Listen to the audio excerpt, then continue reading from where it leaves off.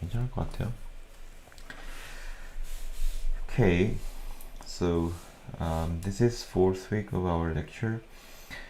So far, let's summarize what we have learned last week. The main theme was the chain rule. The chain rule. So we saw several formulation of chain rules. The first one, the easiest one, was when we have a function f of xy and another parametric function ct consists of xt and yt. Then we can compose these two functions. So the composition has differential, same as the multiple of partial derivatives and the coordinate functions. Fy times yt. So when I write this fx and fy, this is the value of function at ct point. And there are another formulation of chain rule.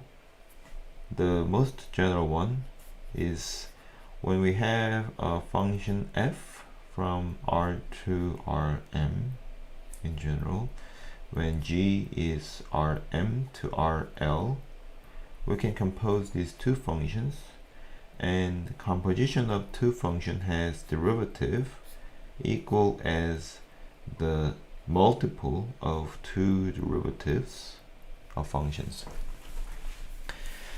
So there are several meanings that you can deduce from these chain rules.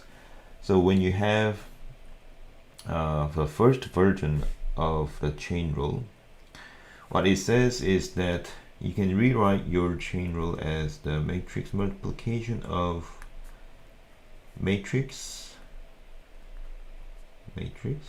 and vectors.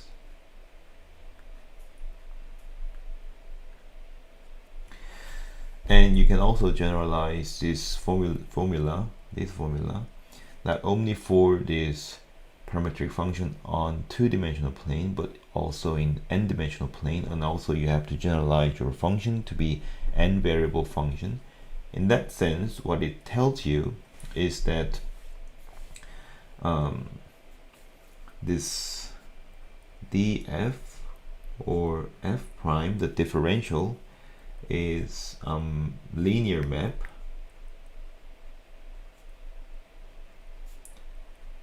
that sends the velocity vector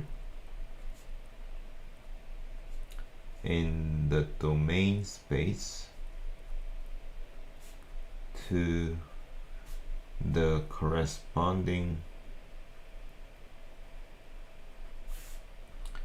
velocity vector in the target space. So it is important to remember that your differential is no longer like a slope or something like in geometric meaning, but it is actually a linear map which connects a velocity vector to another velocity vector in two different spaces. So what's the meaning of this linear map? There is a geometric relation between a parametric curve inside your domain space, let's say Rn, and in Rm, which corresponds to the composition of function and the parameter by parametric curve.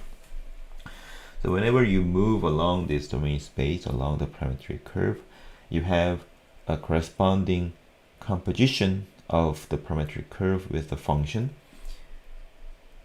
So you have a point moving inside of this target space.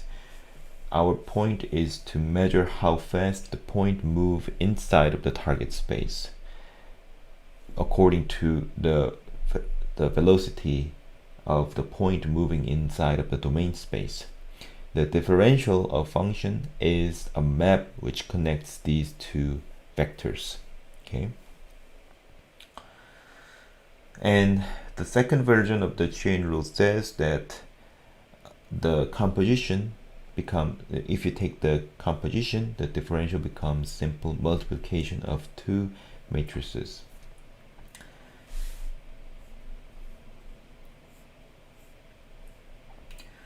Okay, so having that meaning, we are going to consider some applications of differentials, not exactly about the chain rules, but in general, how do we use this differentiable or differentiability and differentials of multivariable function in real life or some practical applications.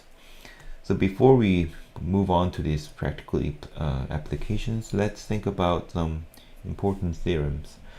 So this is called the Clairaut theorem, and it says that if partial derivative fxy and fyx are continuous at x0, y0, and thus on a small region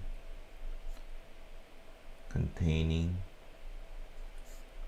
x0, y0. So this is addendum which applies from the assumption that some function or some differentials are continuous at one point, then it automatically continuous around that point. Okay. Then what we have is that the value of partial derivatives are the same no matter how we order the partial derivative variables. In general, we don't have these properties. We saw one example in 2 weeks ago, that you might have a different value of partial derivatives depending on the order of derivatives. But it says that if you have two partial derivatives which are all continuous, then you don't have to worry about the order to get the value of these partial derivatives. So let's prove this first. Usually we can just take this as a fact, but reason why I give this proof is that I want to show you that sometimes you cannot just simply write a proof by intuitions. So I'm going to give you a wrong proof. It's sometimes called a non-proof. So it looks like a proof, but it's not.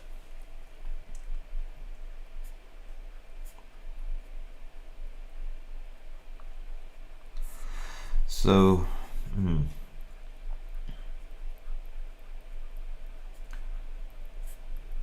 so I'm going to rewrite this fxy of at that point so x0, y0. So this is basically, I take the fx and then take the partial derivative in terms of y, right? So by definition, I can rewrite this as a directional derivative to y direction of function fx. So I can get x0, y0 plus y0 plus t minus fx x0, y0. And then use the definition of partial derivative again for each components here.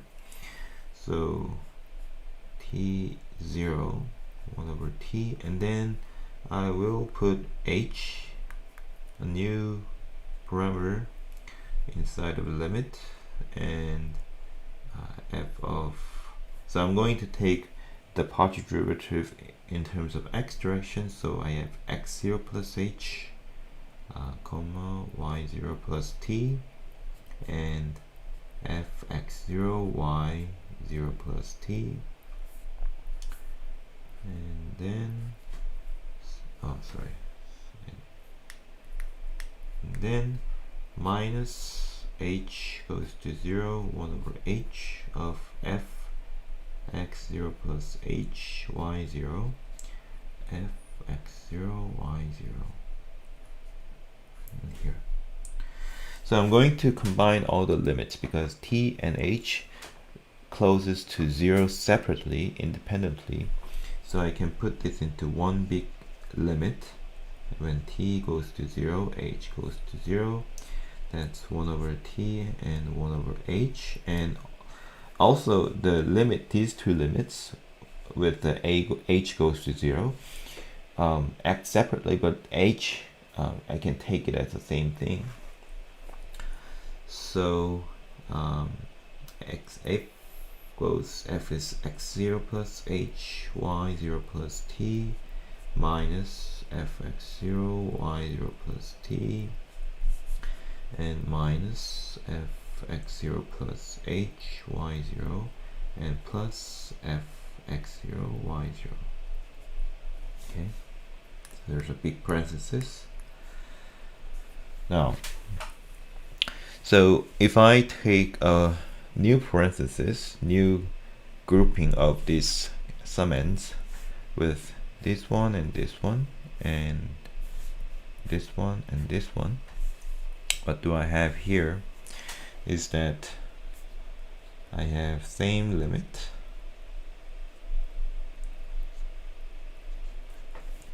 and if you take the blue ones, it says that I'm taking t as my parameter of my limit, so that this is 1 over t times f x0 plus h, y0 plus t, and f x0 plus h comma y0, and then minus, we took them 1 over t again. Here we have f x0 y0 plus t minus f x0 y0 and big parenthesis. So now we have a different expression where the first one implies that it's the partial derivative of f in terms of y at the point x0 plus h comma y0, and the second one similar. So I can rewrite this as when h goes to 0, now I send my t first to 0. It says it's 1 over h f y x0 plus h y0 and minus fy x0 y0. So when you do this, now it's another definition of the partial derivative of fy, a new function in terms of x direction. So I can rewrite this as fy of x at x0 y0.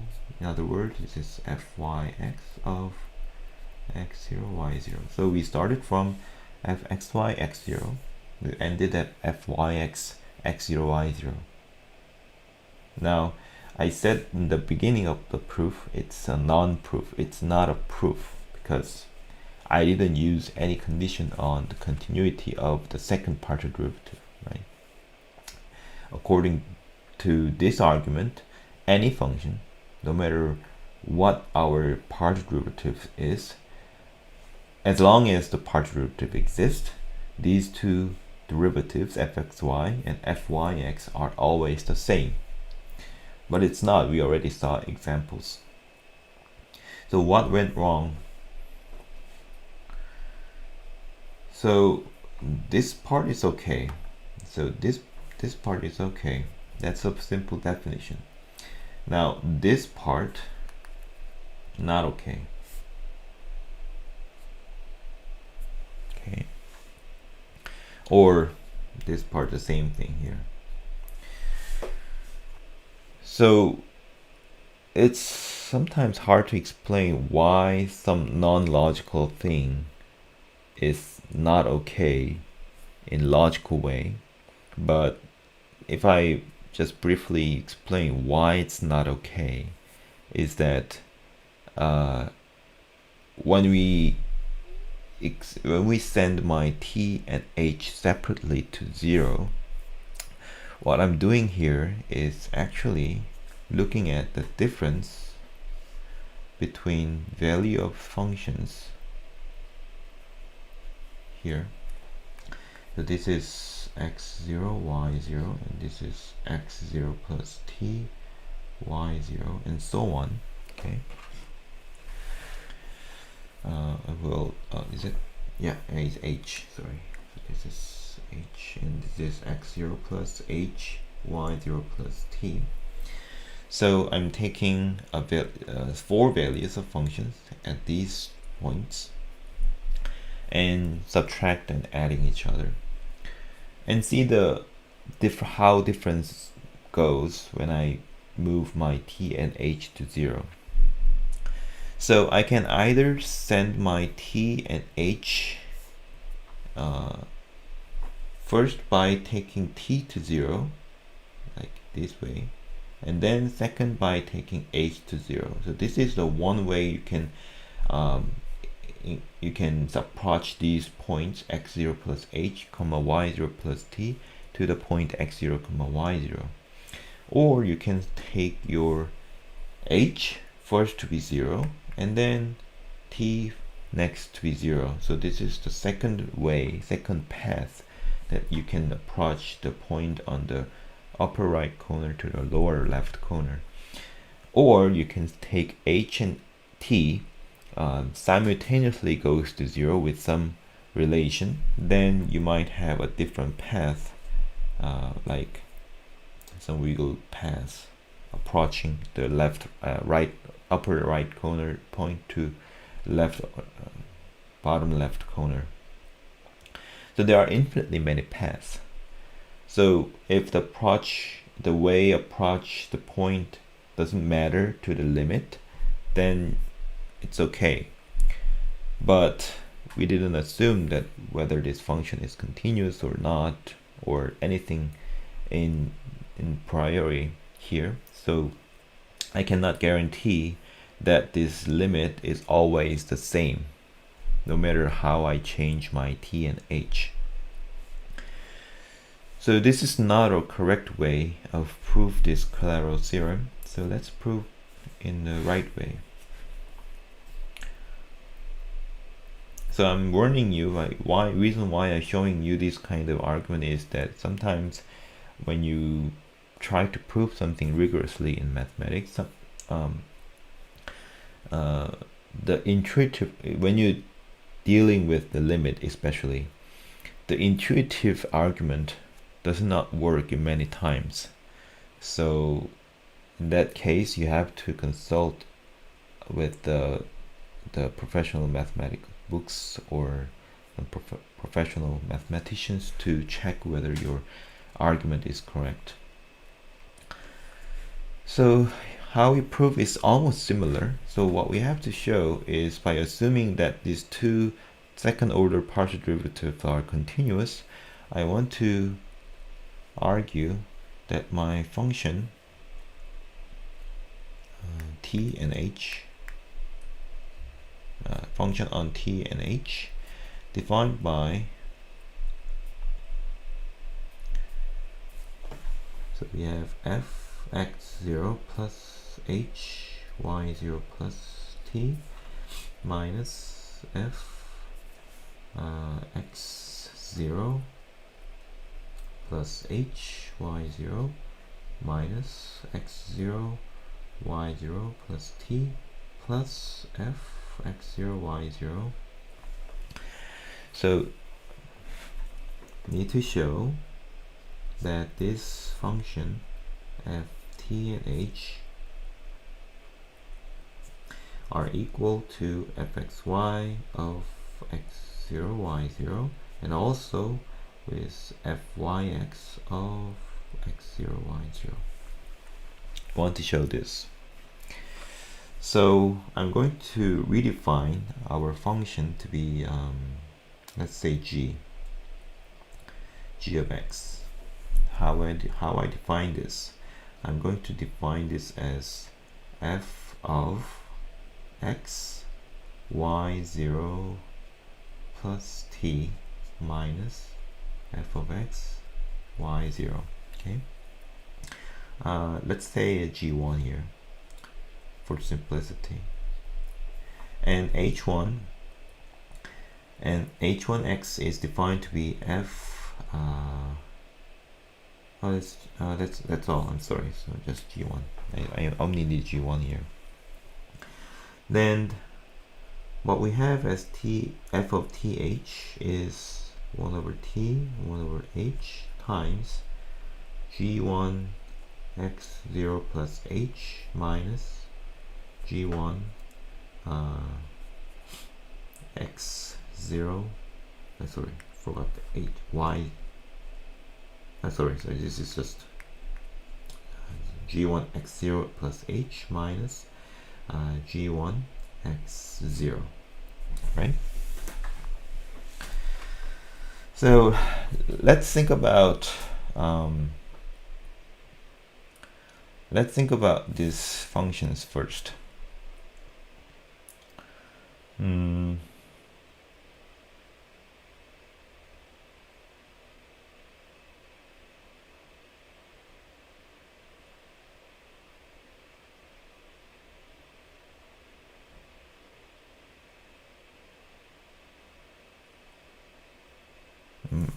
I have to make sure that I'm actually doing correct way.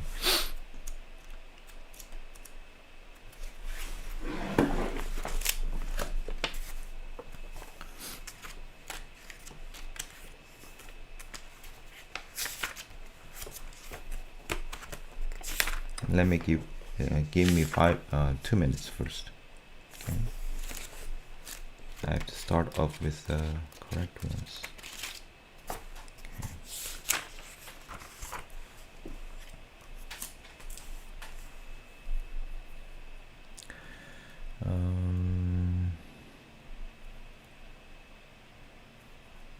Right, yeah, I'm okay with this. So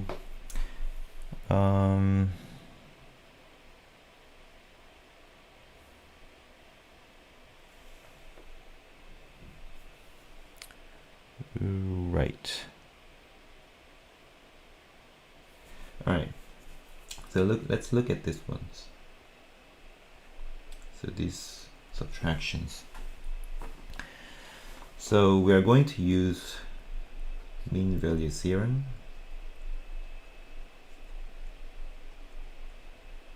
here, because I know that this function f is continuous. No, maybe that I cannot assume that.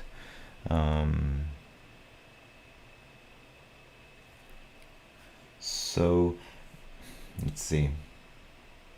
So whenever I want to use the mean value theorem, I need a condition that my derivative is continuous, right?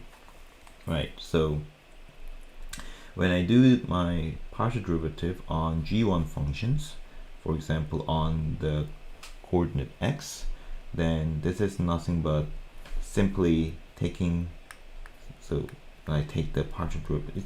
Actually, it's not a partial derivative, sorry. So this is one variable function. So I just take the derivative. Then it means I'm taking derivative in terms of x of this expression. So therefore, I get f of x y0 plus t minus f of x comma y0.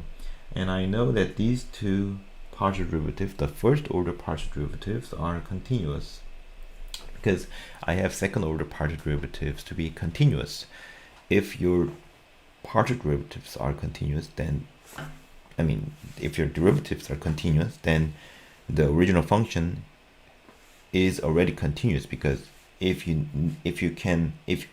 that's the a priori condition, that if you have a derivative, then the original function must be continuous. So therefore we have a continuous function for the derivatives. So I can use my mean value theorem here. Then I have some value, there exists x1.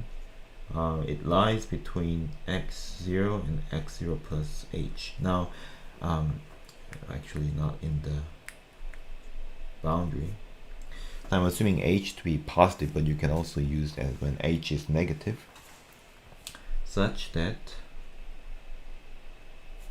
this g1 x0 plus h minus g1 x0 is equals to g1 prime of x1 times what?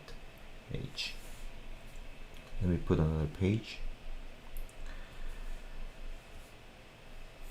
So okay, so let's rewrite this. So I can rewrite my expression of f to be g1 prime of x0. Okay, so what was g1 prime? So we already expressed here. So that's 1 over t of fx x1 y0 plus t minus fx x0 xy0 x1 y0. And now I don't care about h.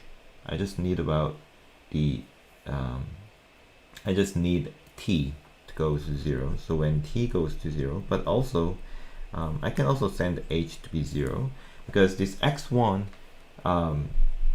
is actually depending on h. So that's the key point. So this x1 depend on h. So actually h doesn't disappear because we already have an h implied in this variable h1. So we also have h survive hidden here. So I have to send h also to be 0. But what happens when I do this to the function f? Then I'm taking simply, it looks like taking simply t goes to 0, 1 over t of fx. But let's not forget about h. x1 y0 plus t minus fx x1 y0. But then now this is the important part. So when I do this by taking h to be constant or x1 to be constant, I get this is equals to fx of y of x1 y0, right? So I'm just taking t to be 0, then it's simply a partial derivative of fx at x1 comma y with 0, not x0. But when I take h to be 0 again, I get x1 approaches to x0 as h goes to 0, because this x1 lies in between x0 and x0 plus h. So there's a sandwich theorem that if the lower and upper bound goes to some point, the intermediate value also goes to that limit. So therefore we have fxy of x0 y0. So if you do similar with g2 function, now it's defined in terms of y. It's f of x0 plus, is it h? Yes, h comma y minus f x0 y. Then that's almost similar argument shows that as t goes to 0 and h goes to 0, this fth goes to, so you also need an argument, blah blah blah, and also goes to fyx x0 y0. Okay, so we need similar argument with, now in that case, y1 instead of x1. So this is actually the right proof. Okay, so where did we use the continuity of second order partial derivatives? Right here in this equation.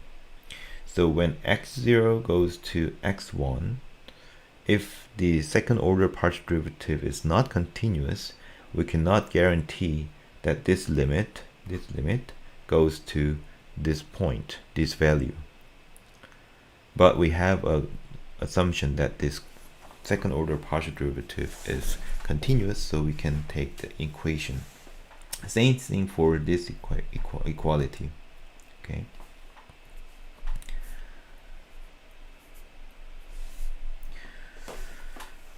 All right.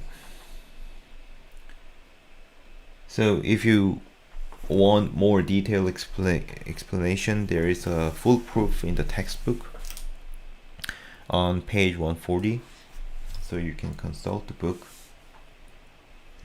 Otherwise, you can take it as a fact from now on. Let's look at the first one here. So what we're going to talk about is the Taylor series, like Taylor polynomial, but not in full generalization. So in the previous semester, we talked about the Taylor series and Taylor expansion to talk about the series solutions of differential equation. But here we're only going to talk about the Taylor polynomial, especially the second degree Taylor polynomial. It's defined as Q, or sometimes Q2. So Q from quadratic Q, okay? So it consists of basically three components. The first one is constant parts, okay? And second part is the first degree polynomial, the linear terms, which consist of two summands, fx times x minus x0, fy times y minus y0. So if you sum up to here, it's simply a linear approximation of your function, which becomes the tangent plane of the function graph of the function at that point x0, y0. But we have another point on another summand, this part. So we have a quadratic equation. So you see there are squared terms here, x minus x0 squared, and this is also degree 2 polynomial, degree 2 polynomial. And we have a coefficient, a weird coefficient with a second order partial derivative and with some value 1/2, sometimes 1 or sometimes 1/2. So this is called a Taylor polynomial degree 2. And let's think about why we came up with these equations and what does these equations do. So also this remark is nothing about the Taylor polynomial, so let's skip this for a minute. Let's think about our pair of differences of x and y coordinates as delta x. So this x is a bold x, okay? So when I write some bold character, it means a vector. So I'm taking this pair of two deltas as components of two-dimensional vectors. And let's define a gradient operator, nabla, in a vector notation in this way. So we already saw this notation, right? When you define the gradient vector. So when I write a gradient f, nabla f, it's simply an operator applied to the function. So when I apply this function, I mean that I'm taking f to each component. So therefore it's del f del x and del f del y. Okay, so I'm taking just the operator part. Then I can write my quadratic equation in this way. So for do I need, maybe I need a little bit of explanation, so right here. So think about this expression. So I'm going to write my nabla 0 to be just identity, doing nothing, okay? Doing nothing operation.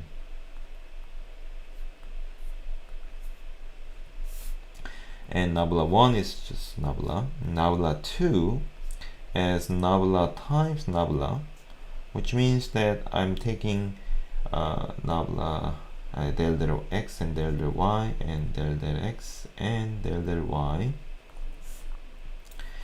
and oh, actually I should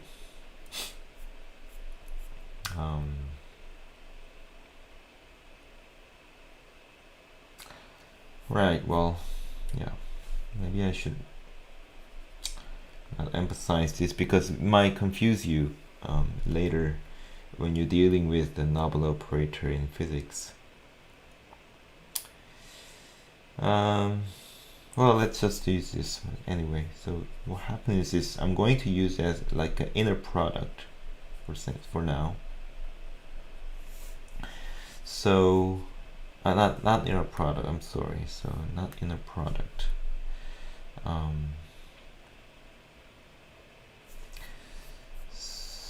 Yeah, it's actually different.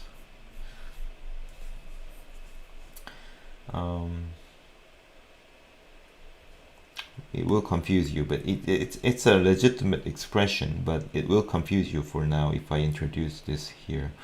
So I will take this away, and then let's try to focus on our material. So I'm going to focus on my vector delta x and composition with actual inner product with nabla.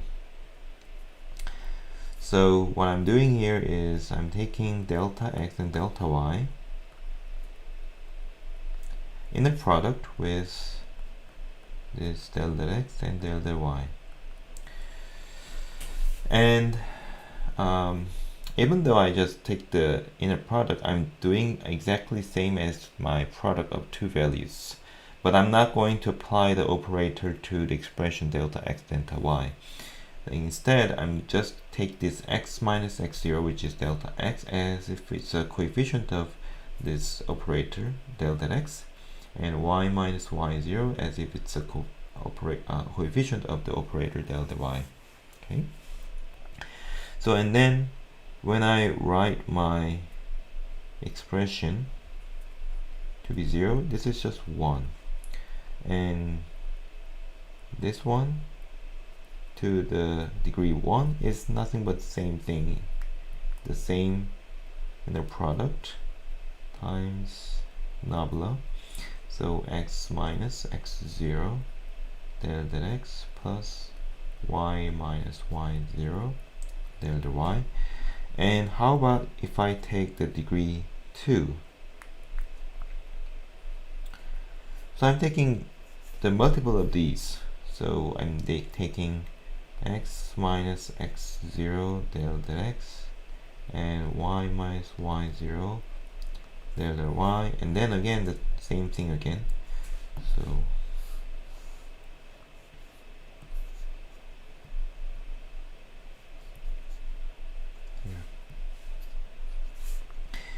So now it's time to apologize when I do this, because sometimes when you're dealing with the differential operator, you have to consider you shouldn't forget that this is differential operators. But here I'm going to use my differential operator as if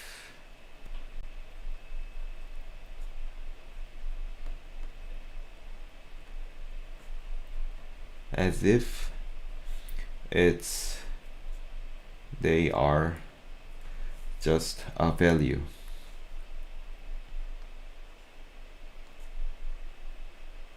Or simple expression. Okay, apologize. It only applies to this kind of formalization. There's not applying to any other formula dealing with the linear operation, differential operation. So I'm going to take a distribution rule about the product of these two expressions. So I have x minus x0 square del del x square. So I'm squaring these two differential operators, which means that I'm taking partial derivatives twice. So I have the second order partial derivatives. and we have y minus y0, x minus x0, del y, del x, and then we have y minus y0, x minus x0, del x first, and del y, and then we have y minus y0 square, del y square. So now we have 4 terms, but intermediate terms, these two can be combined into one if we assume the assumption in the Claro theorem. If fxy and fyx are continuous, then I can switch the order of the partial derivatives here. So I have x minus x0 square, del x square, plus 2y minus y0, x minus x0, del square, del x, del y, plus y minus y0, del y square. So that's the second part. That's the quadratic part of our second order degree Taylor polynomial, and that consists of the second summand in this expression. So when n equals to 2, that gives the quadratic part, which described in this here, okay, with the coefficient 1 over n squared. And when n is equals to 0, that's the constant part of x0, y0, and when n equals to 1, that's the linear part, and so on. You can also generalize this expression by taking 2 to number k, and same formula holds, but we're not going to talk about the general Taylor polynomial. What we are going to talk about is that this quadratic function, quadratic polynomial q, approximates the function well, okay?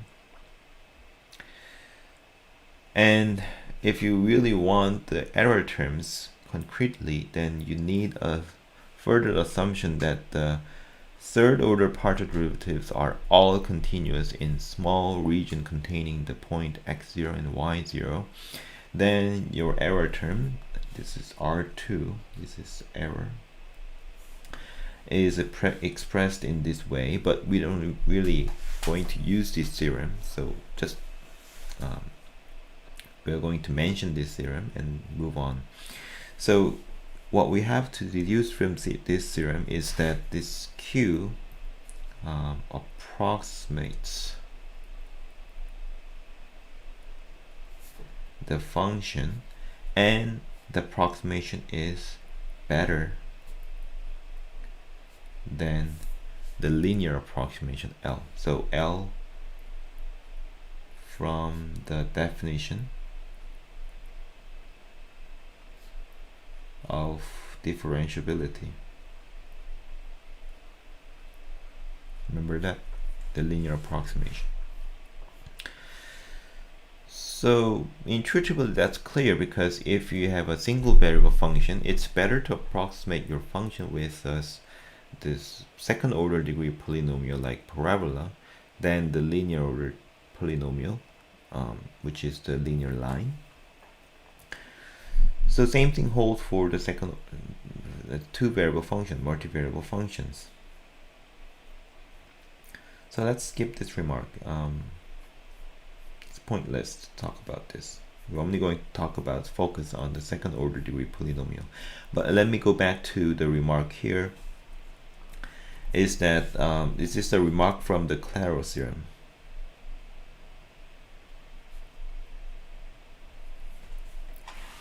아, 그래요?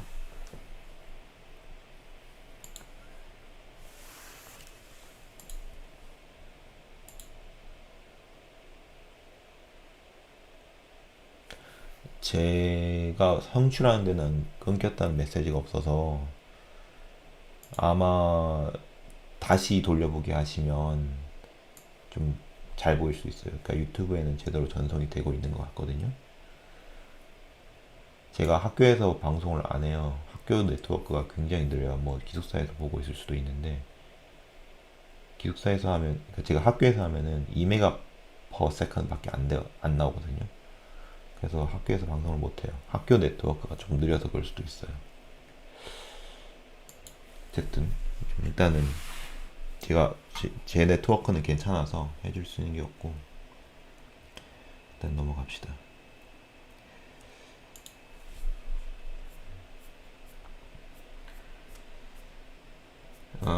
Okay, so the remark. So this is the remark for the Clara theorem. So Clara theorem says that when you compare the second order partial derivatives, if these second order partial derivatives are continuous, the value doesn't matter in the order of your partial derivatives.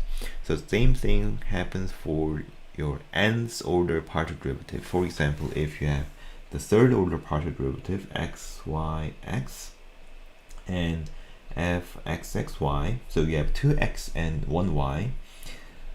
These are the same if f x y x and f x x y are continuous. Or actually, be careful about this, because this is not the only assumption that we need. We also need this f. What else? What other combination we need? Y x x and yeah, that's all, right? If these are all continuous, then we have a continuous map. Like I have same value of this third order partial derivatives. So in general, when you dealing with this higher order partial derivatives, you may or may not have this condition that the nth order partial derivatives are continuous. All nth order partial derivatives are continuous. Okay, you don't separate out one nth order partial derivatives and make that as assumption that this nth order partial derivatives are continuous or not continuous. Either all of the nth order partial derivatives are continuous or not. Okay.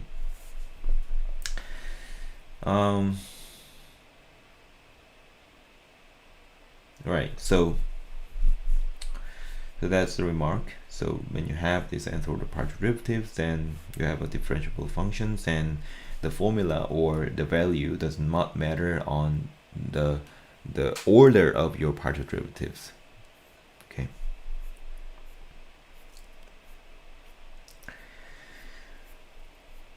All right. Well, let's focus on from now on just the second degree Taylor polynomial. Okay. So the reason why I introduced my Clara theorem is that in the second degree Taylor polynomial, there is an expression fxy, and I do not want to differentiate or distinguish this xy to f of yx. Okay. So from now on, we are always dealing with a function whose second order partial derivatives are continuous.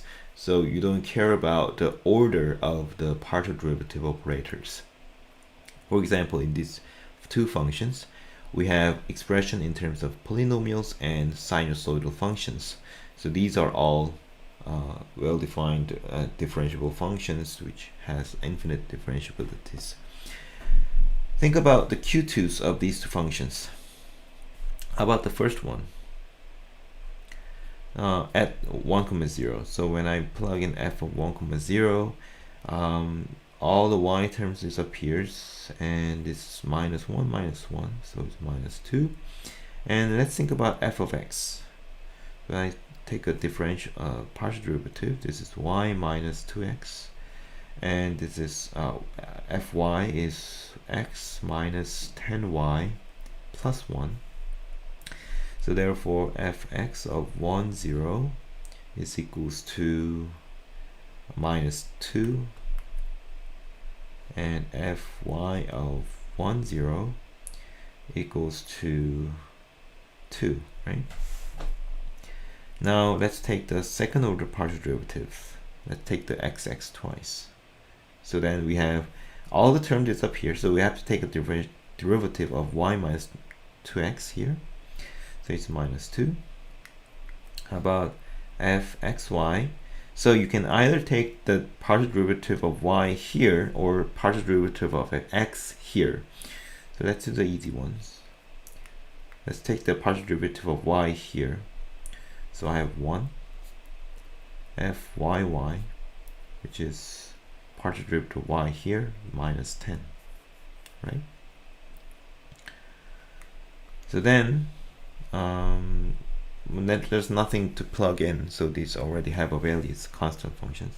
So q is minus 2 plus minus 2 x minus 1 plus 2, this is fy, times y minus 0, and 1 over 2 times minus 2 x minus square and 2 times 1 of x minus 1 y minus 0 plus minus 10 of y minus 0 square, right? If you expand this, you actually get the same f of x y. So this is just a coincidence. Why? Because this is already a quadratic equation, so this degree 2 polynomial. So do you remember that when you have a polynomial, like say second degree polynomial, and try to get a Taylor series or Taylor polynomial of degree 2, you get exactly the same function or original function. So here are the same. You're trying to approximate your degree 2 polynomial with degree 2 polynomial. The only way you can do this is using the same function. However, if you use the sine functions like cosine here, you will have a different function because you will get a degree 2 polynomial which cannot be cosine functions. But I will left this an exercise. This is not a homework, but just an exercise. Just do the similar. It's just the easy exercise. But okay, well, maybe we can, since it's easy, we can do this using MATLAB. I'll show you how to do this in MATLAB. There's a nice command that you can do this using symbolic toolbox. So I'm going to take a derivative by MATLAB, not by hand. So it's very useful. It does know more than you know. Okay, so MATLAB have all the library of the differentiable functions, so sometimes they know better than you. So I'm going to define q as cosine x times cosine y. So since x, y are already defined as symbolic variables, so q is also symbolic expression, and I'm going to take qx to be cosine differential of x in terms of x. So this is the MATLAB command to get a derivative of the expression q in terms of x. Okay, so if q is a single variable function, it does the single variable differentiation, and if it's a multivariable function, it does the partial derivatives. Okay, and just qx is my expression to store my results. So differentiate qy, and let's say qxx is differentiate my qx by x again, and qxy is differentiate my qx by this. Just simply q10. It will have an error message, right? Because I did not define my q as a function. This is simply an expression. So if I want to do this, then I need to define my q to be a function by assigning qxy to be this. So then I have value cosine 1, right? So symbolic expression does not give you a value like decimal points, because it's an approximate value. So you actually give a correct value, the true value. Another way you can do this is you can use a substitution method. Subs of q, comma, so here,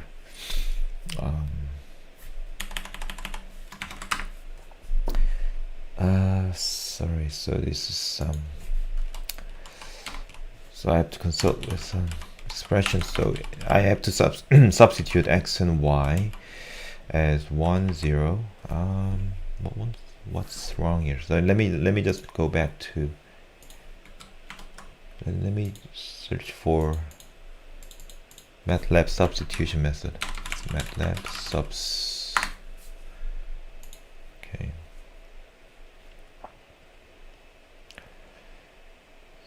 A, B. So if I want, okay, here. Okay, yeah. So we have subs x, y. Right. So you can use this method. If you don't want to define your symbolic expression as a function, then you can use substitution command, saying that it's a substitution q. A substitution happens in this expression q, where I substitute x and y in this order as 1, 0. So I get the cosine 1 here. Okay. So I think it's maybe it's easy to use the function expression. Let me just leave my history here.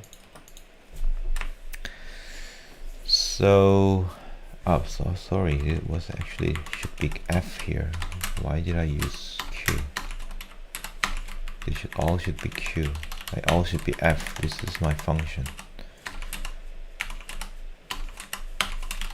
Right. So q is q of 1, 0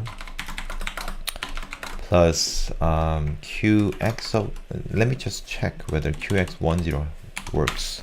qf10. Yeah, sorry, not q, it's f, right?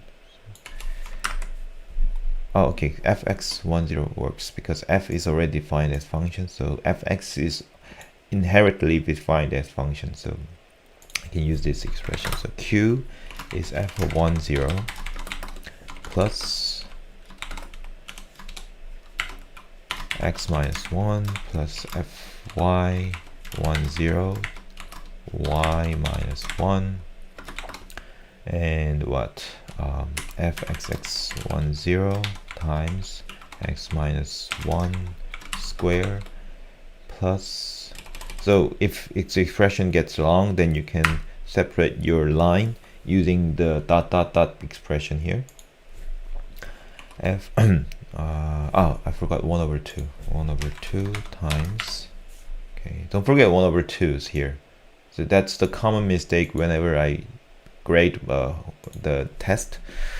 Students forgot to put this 1 over 2's. So fxy 1, 0 times x minus 1 times y. Sorry, just y 0. Sorry. Okay. So I'm going to just put y here. And 1 over 2 times fyy 1, 0 y squared. Okay. Let's look at the expression.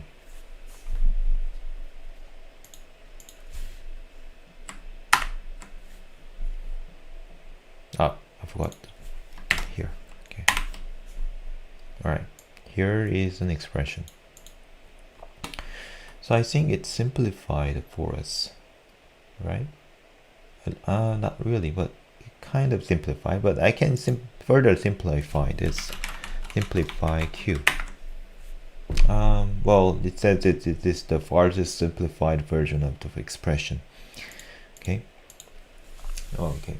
You can do this kind of problem by MATLAB again.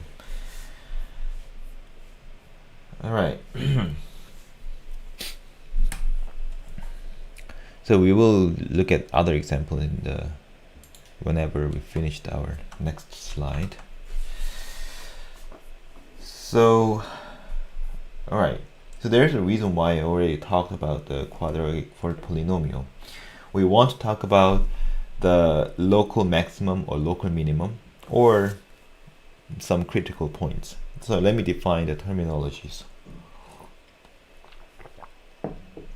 So I'm going to define a function which defined on the region. So the region is a two-dimensional area lying inside of xy plane. Okay, so we can get a region by a rectangular region or circular region, whatever. A point inside that region is called a local maximum if there exists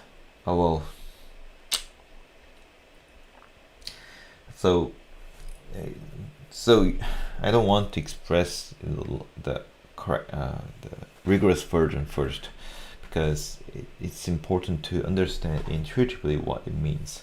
So local maximum means that if you take a small neighborhood, small area, including that point, the value of the function is maximum at that point.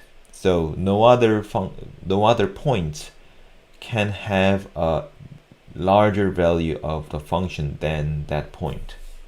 Okay, so for example, you might have a function whose section of the graph looks like this. Let's say we have point x0 y0 here. So I'm taking a section. This is not a graph of two-dimensional a two-variable function. I'm just taking a graph of two-dimensional two-variable function and take the section of it. So okay, it looks like one-dimensional. So the value is not the largest one among all the domains here. So this is all the domain D, but it's maximum near that point. So locally it's maximum. Okay, so if I take a small epsilon and take the neighbors between the neighbor up to the distance epsilon from the point x0, then all the value of function is less or equal to than the value of function at that point. Then it's called maximum. If the inequality is other way around, then we say it's local minimum. A local maximum or local minimum is called a local extremal. Okay, and we also call point to be a critical point if it satisfies one of the three conditions. The first condition is the easiest one and the most widely used in our applications, which is the first order partial derivatives are all zero. It's important to know what this implies. This implies that our linear approximation is a constant function, which means that tangent plane is parallel to xy plane. Okay, you have a flat plane as a tangent line. So by looking at the linear approximation or the graph of linear approximation, you don't know whether this is obviously increasing or decreasing, but you might assume that it could be a local minimum or local maximum, because if you have an oval upside or downside up, then you might have a point which has a tangent plane which is flat, but it will have sometimes local minimum or local maximum. But there is a case when a point is neither local maximum or local minimum. We'll talk about that later. Alright, so, and also the second condition is that sometimes your partial derivative does not exist. Then it's also called critical points. For example, if you have a sharp edge, like a cone, this is like a tip of the surface, you don't have a partial derivative at this point because it's not different. There's no directional derivatives. Okay, So you cannot determine the linear approximation, you cannot do anything, but it's still called a critical point. And another condition is the worser than not having partial derivative, which is discontinuous. You don't even have a way to describe that this has a partial derivatives, or this has a tangent planes or something. All these cases we call it critical point, but if you have local maximum, local minimum, then it could be a critical point, but the critical point may not be a extremals. So if a critical point is not an extremal point, then we call it a saddle point. Okay. So let's try this example. Let's try all critical points of these functions and classify them. So when you want to classify, I mean by that is what kind of critical point these are. So which means that either type 1 or type 2 and type 3, or is it extremal points or saddle points. I will do this by MATLAB. I'm not going to do this in hands. I hope you do these similar problems by also MATLAB for you. So I already defined my symbolic value xy, but I do this again. So fxy is x times y minus x squared times y minus x times y squared. And I want to solve my fx equals to 0. So let's start first define my partial derivative fx and fy. Let's look at the expressions.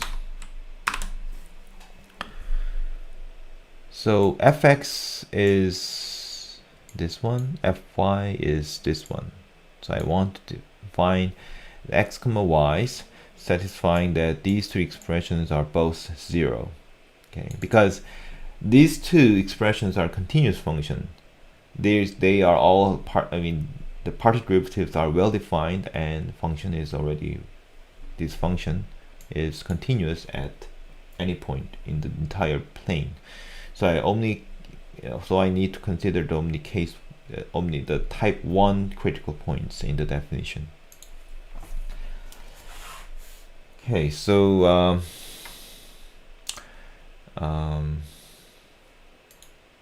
right, okay, so let's do this by MATLAB. So I'm going to define my equation to be fx equals to 0, fy equals to 0.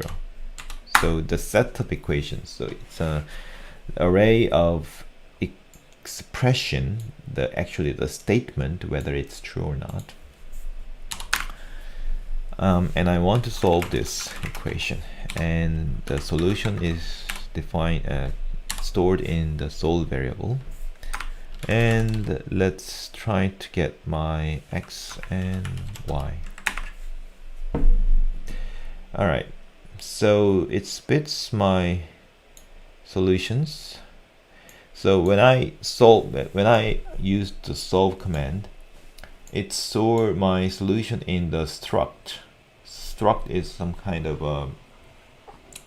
a type of a variable in the general programming language, and I have to retrieve my value by taking struct times this field x and field y.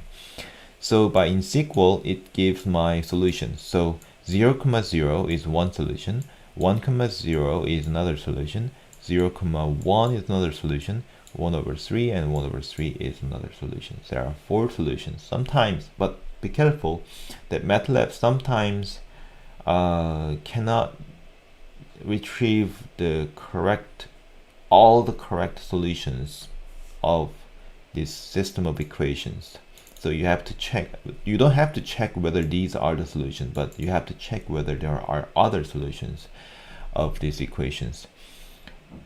these expressions are very easy to check. You actually have four solutions of these expressions. Now, having that,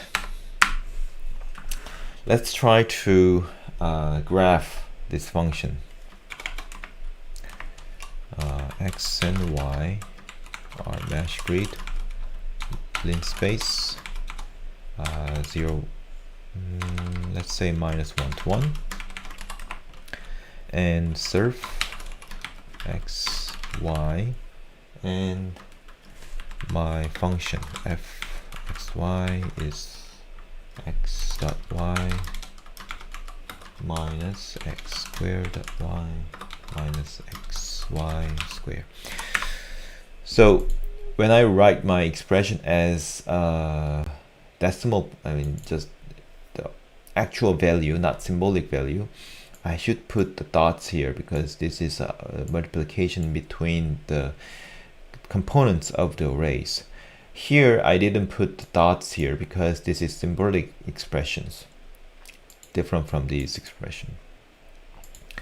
So surf x, y, and x is equal.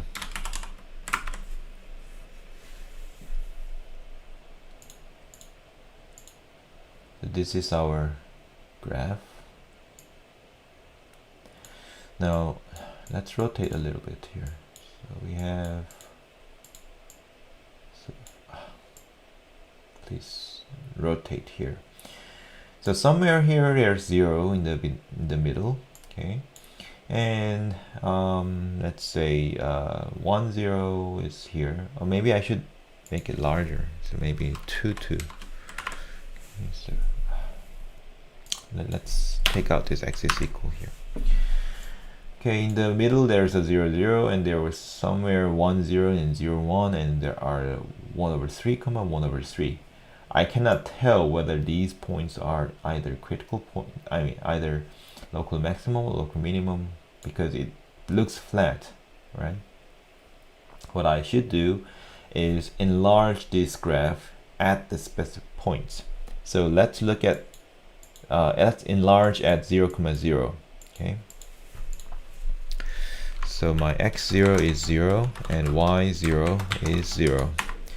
I will enlarge my, and I'm going to use my epsilon to be 0.1, maybe 0.05. Okay, to x0 minus epsilon to x0 plus epsilon, and that's the linspace for x. And let's see, linspace y0 minus epsilon, y0 plus epsilon. Okay, and okay, so yeah, right. So at this point I don't want to explain why I use this kind of expression, but just briefly explain this is my x-axis is divided into 100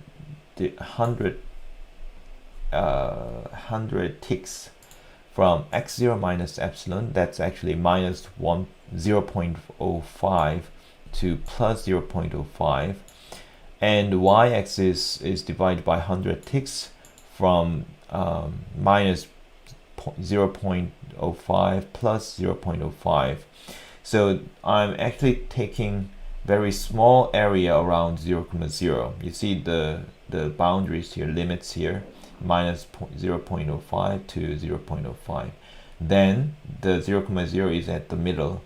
It looks like a saddle point. If you go back, if you take back the previous graph, at 0, 0 it looked like flat, but actually if you enlarge it, it's a saddle point.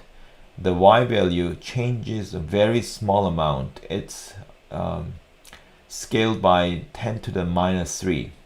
So it only changes by about 5 times, what, 0.005, right? However, anyway, it's a saddle point because it's it has a 0 fx and 0 fy, therefore it has a flat linear approximation, but it's neither local maximum or local minimum, because if you're looking at these trajectory, 0, 0 is local minimum, but if you take the opposite trajectory, 0, 0 is local maximum. So depending on the path you're taking in this graph, your point 0, 0 could be local maximum or local minimum. So in the area, it's in the entire area, you cannot say that this 0, 0 is the maximum or minimum. That's the saddle. How about I take 1, 0? Another 1, is it? 1, 0.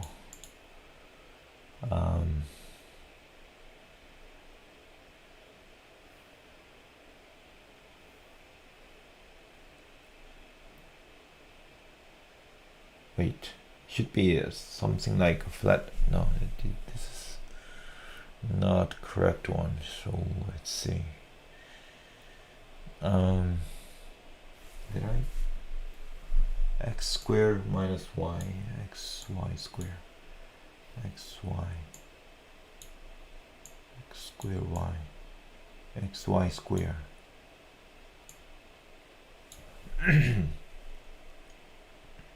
So 1, 0, 1, 0 is a critical point.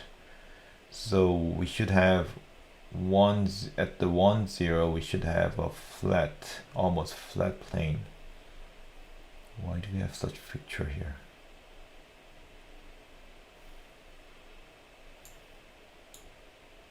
Ah, yeah. Thank you. So we have, okay. Well, let me just check again. At 0, 0, we get the same picture. Okay, that's fine. So at the 1, 0, how does it look like? It's again saddle. Okay.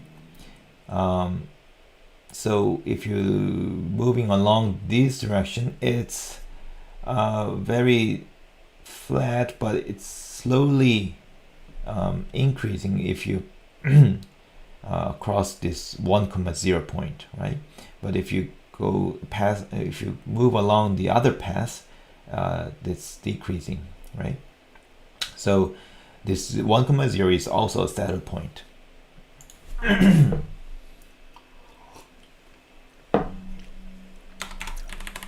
How about 0, 1?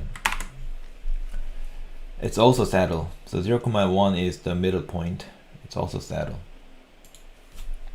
How about 1/3 and 1/3? Now it's extremal. It's a local maximum. Okay. So whenever you want to determine whether it's a local maximum or minimum, you have to look at a very small region or around that point. So I took the square region actually, but you can take the circular region, whatever. Then you can determine by looking at the graph of the function whether it's extremal or saddle. But our question is, instead of looking at these graphs, how can we determine systematically that the critical point is extremals or saddle points? So here's a question. What does the axis equal do, and what does the dot expression putting in behind x and y do? So first answer is that axis equal scales the x-axis and y-axis and z-axis equals the same. So here I didn't put the x-axis.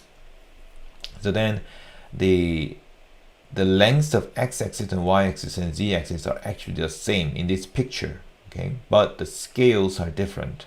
In x-axis, maybe this is x-axis, it moves from minus 0.28 to 0.4. So it moves about 0.1, but here it moves about 0.1 0, how many? 003 or something like that, right? So if I put x is equal here, you see it's a three-dimensional picture, but it's almost flat. Okay, so it doesn't move much here, so I cannot tell the nature of this point. So I omitted this x is equal. And what does this point in the expression do? That's a very good question. So when I put the point, it does the element-wise operations. If I don't put the point, then it does the normal the multiplication. So for example, if I have a 2 by 2 matrix, 1, 2, and 3, 4, and B is equals to 2, 2, 2, 2, the difference between A times B and A dot times B is that if I do A times B, it does the matrix multiplication. But if I do the A dot times B, it does element-wise multiplication.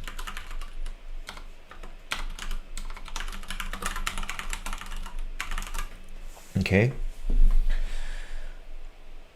So it's whenever you omit the dot here, you should know what you're doing, because if you do the matrix multiplication which does not make sense, then MATLAB gives an error. For example, if you have a V 1 to 3 and W as 2 to 2, then this makes sense because element-wise multiplication gives this 1 times 2, 2, 2 times 2, 4, 3 times 2, 6. But if you try V times W, MATLAB considers this V as 1 by 3 matrix and W as 1 by 3 matrix, and these two matrix multiplication does not make sense, right? So we have an error message that the dimension does not match. Okay.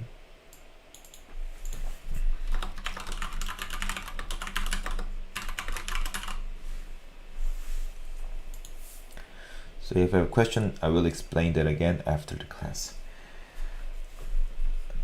All right.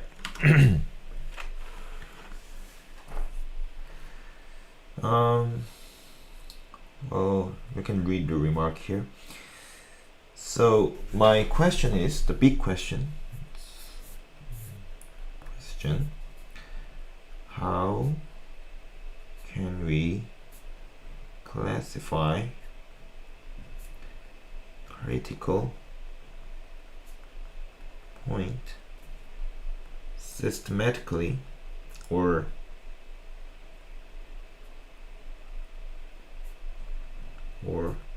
analytically without looking at the graph?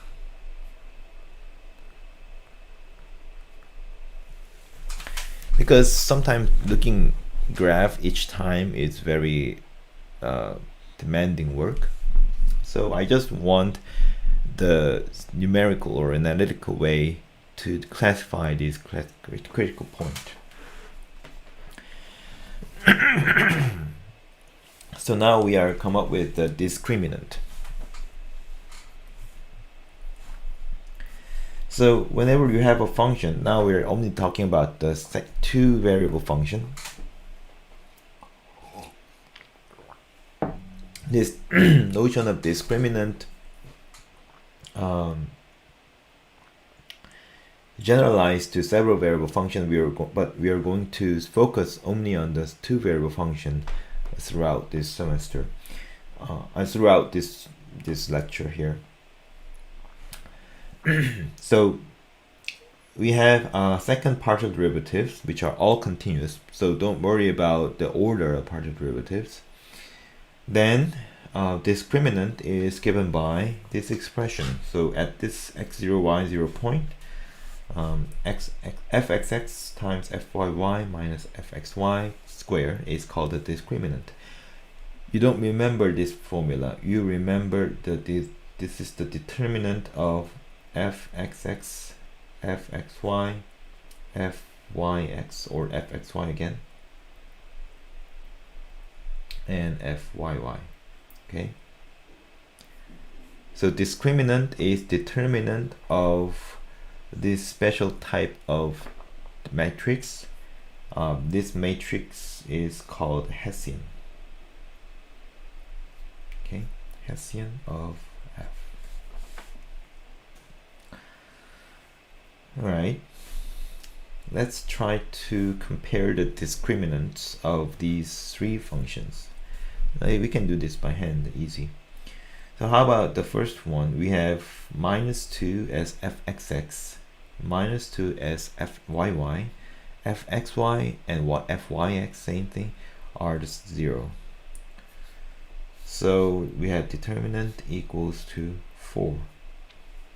How about this? This has 2, 2, 0, 0. Also have 4. How about this one? So fxx is 2, fyy is minus 2, so therefore we have determinant minus 4. So you see, this is 0 at 0, 0, it's a saddle in this graph. This is local max, and this is local, this is local max, and this is local min, right? So how do we know the local maximum, local minimum, or saddle using this determinant of Hessian? In other words, the discriminant. So here's a theorem of Hesse. So Hessian is coming from the name Hesse, the mathematician. So whenever you have a discriminant, this delta positive, and second order partial derivative are also positive, then it's local minimum. And if its discriminant is positive and the second order partial derivative is negative, then it's local minimum. So you can consult with the example of c equals to x squared plus y squared, and here z equals to minus x squared minus y squared. And if the discriminant is negative, no matter what the sign of second order partial derivatives are, this function at this point is always a saddle point. Okay, so there's a typo, should omit this f here. So this point is a saddle point. Okay, and if the discriminant is 0, sometimes it gets 0, then we cannot determine the classification of this critical point. So you simply don't know. It could be a local maximum, or it could be a local minimum. But let's say we have, for example, f equals to x fourths plus y fourths. Then fxx 0, 0 is 0, fyy 0, 0, 0. So we have determinant of 0, 0, 0, 0, which is 0. But if you draw this graph, 0, 0 is local minimum. So we simply can determine, but it does not mean that this point is neither minimum or maximum.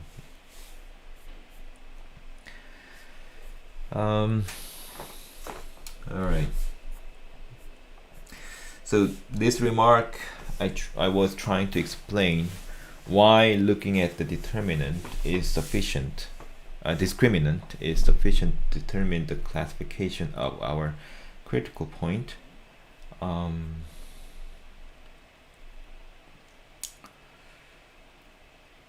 Yeah, maybe we have time, so let me explain why.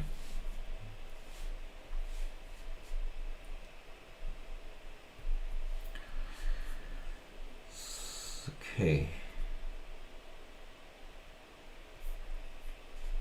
So here's the situation. Now we are going to summarize all the things that we have discussed like Taylor polynomial degree 2 and so on.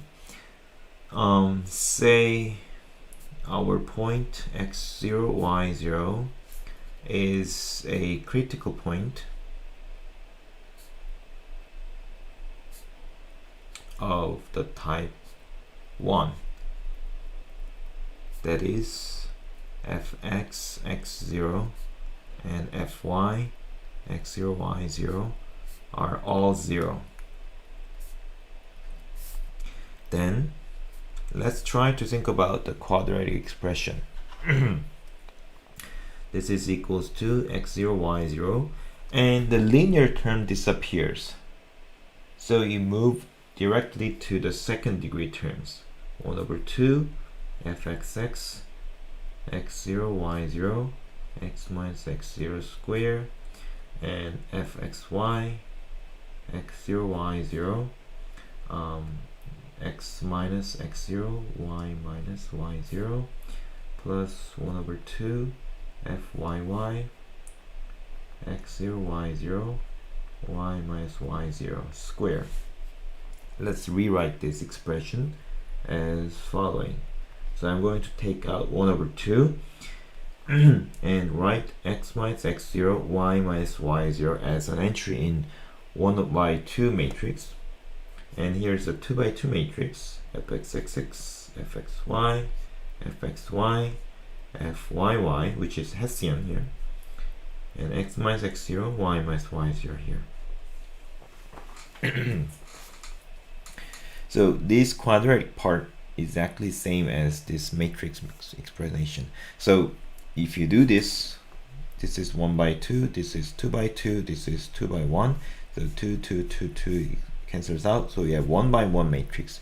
So whenever you talk about the 1 by 1 matrix, it's considered as the value, so I can add it with the f of x0 y0. So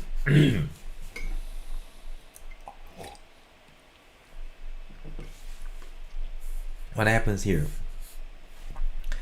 So this part only gives you how high your graph starts from. So this determines height.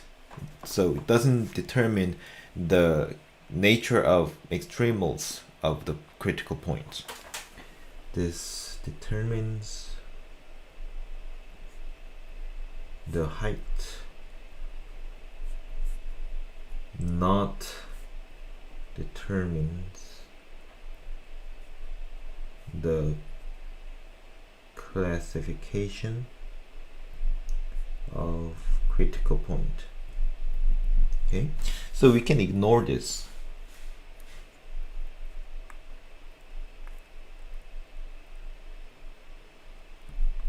When classify our critical point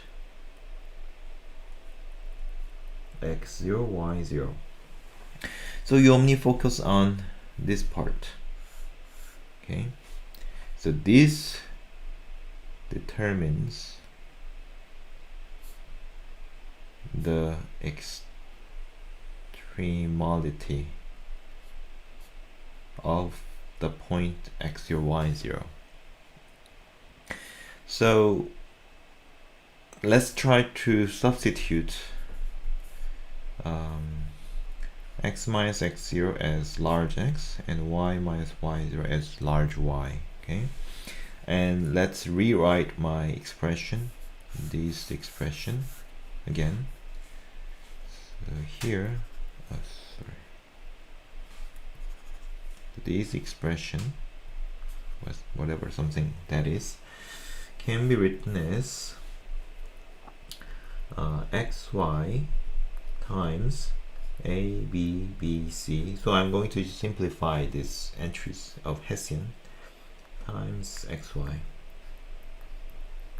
Okay, so then let's compute this. So ax by and bx plus cy times xy. And what else? We have a x plus by, x plus bx plus cy y. I could just plug in the formula here, but I'm just showing you these matrix multiplication actually becomes this expression above. So we have ax squared plus 2bxy plus cy squared. Now let's take the perfect squares.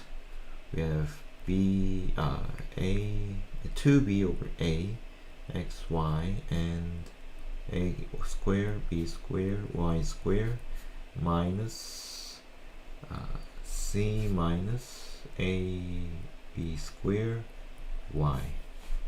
Rewrite this. We have x plus a b over a y square plus ac minus b square y. Okay. So and then I'm going to further substitute this part as x prime and y as y prime again. Okay. So I can rewrite as x prime square. So prime does not mean it's a differential. It's just another symbol here. And ac minus b square over a y prime square. So forget about our original variable small x and small y. I'm talking about large x prime and large y prime. So as a function of these two, x prime and y prime, if a is positive and ac minus b squared is positive, then this x prime y prime equals to 0, 0 is local minimum, right?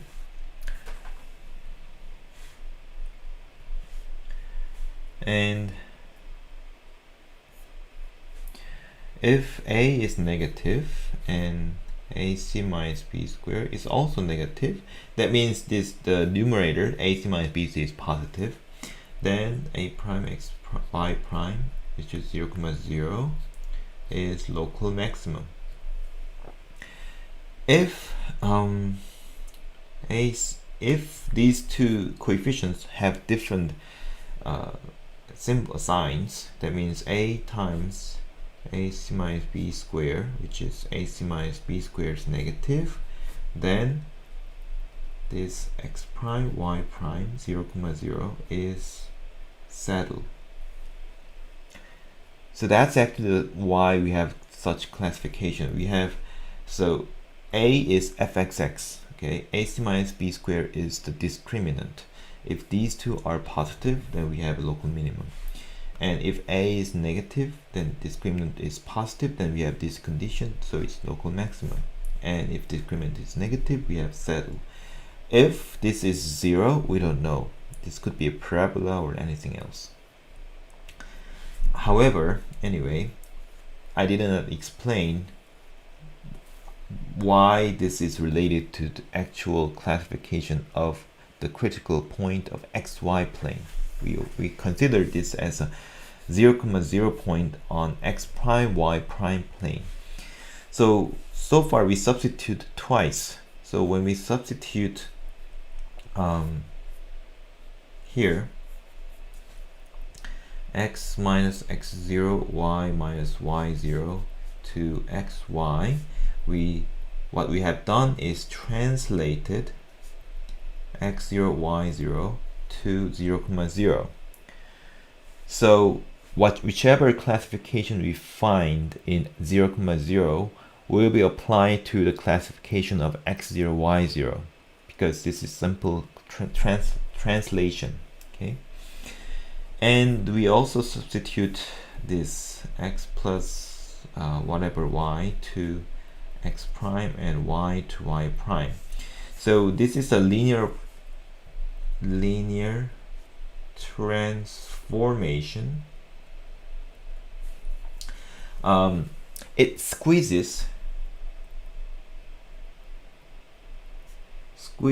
the graph, but not changes the classification of the critical point.